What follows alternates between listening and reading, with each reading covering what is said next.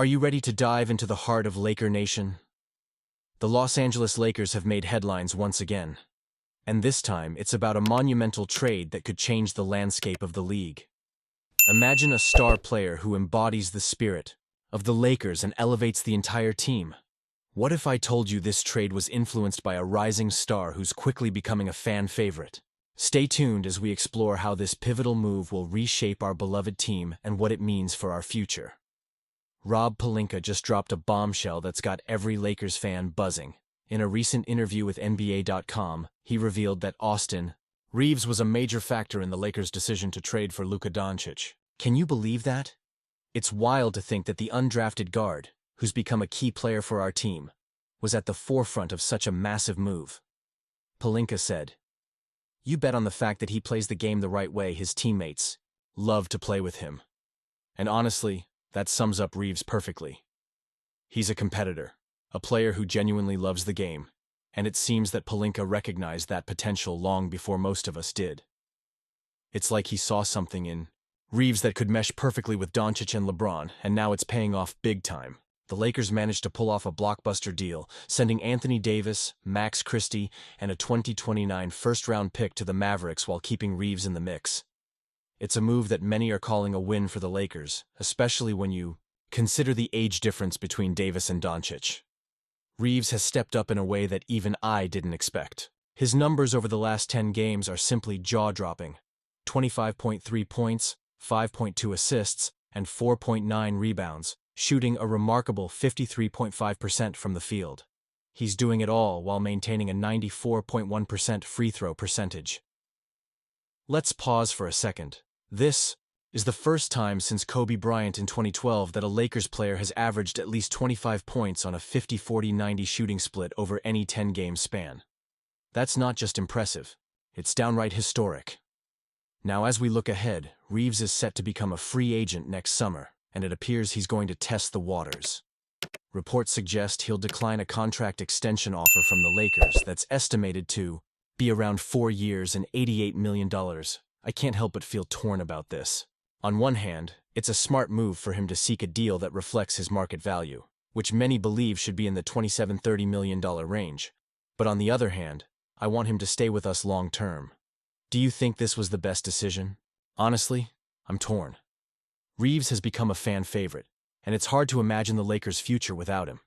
I mean, he's part of that new core that could carry us forward alongside Doncic and LeBron.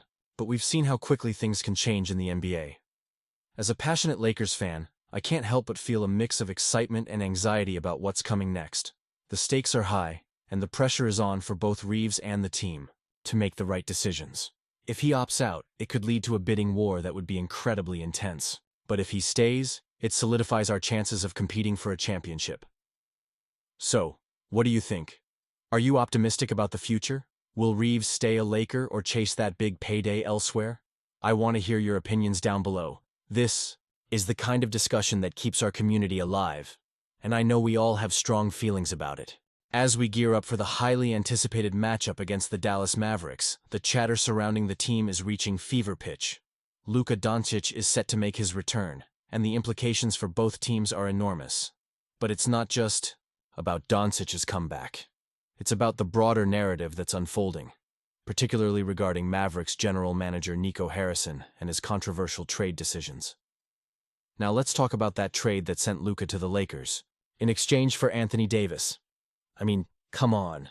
The uproar from Mavericks fans has been deafening. "Fire Nico" chants echoing through arenas, banners calling for his head. It's clear that Harrison is under intense scrutiny. I can't help but feel for the Mavericks fans who are watching their star player don the purple and gold. It's a painful reminder of what could have been for Dallas. Mark Stein's latest column sheds some light on this situation. He mentions that Mavericks owner Patrick Dumont hasn't made any definitive moves against Harrison, but the uncertainty is palpable. It makes me wonder, how long can Dumont ignore the clamor for change? The fact that Harrison's approval ratings plummeted after the trade speaks volumes. Just a few months ago, fans were on the edge of their seats, excited about the potential of Kyrie Irving joining the Mavericks. Now, it's a different story, and Harrison's job security is being questioned more than ever. With the Mavericks sitting at 38-41 and desperately clinging to a playoff spot, the stakes are high. They're currently ninth in the Western Conference, and their chances of making a meaningful playoff run seem slim. Luka's return is a major boost, but can it be enough to turn the tide for Nico Harrison? And here's the kicker. Dumont's previous backing of Harrison makes this situation all the more complex. Is he going to stick with his guy, or will the pressure from fans force his hand? Honestly, I'm torn on this. On one side, you have the vocal majority calling for Harrison's dismissal, but on the other, there's a sense that making a rash decision won't solve the underlying issues. Dumont's trust in Harrison has been evident, and it raises the question, will he really turn his back on a guy he endorsed so strongly? It feels like a gamble either way, and I can only imagine the tension in the Mavericks front office right now. For us Lakers fans, this situation is deliciously intriguing. We've seen what Anthony Davis can do when he's healthy. He's a game changer. But with his injury history this season, the trade's value is being called into serious question. Dallas fans might be feeling a sense of betrayal, but I think it plays right into our hands. If Davis can find his rhythm and stay healthy, he could lead us deep into the playoffs, while the Mavericks are left to deal with the fallout of their decisions. And let's not forget the emotional roller coaster this all represents. For Lakers fans, watching Luka return to face us is a mixed bag of excitement and anxiety. We know he's a phenomenal talent, but can the Mavericks rally around him?